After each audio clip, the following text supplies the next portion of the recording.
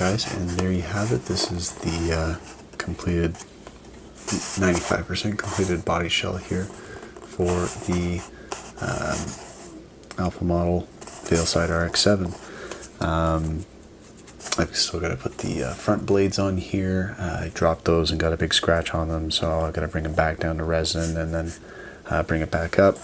I've got one of the headlight covers installed without the trim, and as you can see, the mirrors and the rear spoiler are absent, as those are going to get put on the final bit. I went ahead and tinted the rear tail lights, as that's how it was shown in the movie car, and then for the lights here, those still have to be painted red. Grill vents were installed here and in the front of the hood. There's some little pieces that you read in the instructions. I didn't feel it necessary to include in the video, but just so you know, they are installed.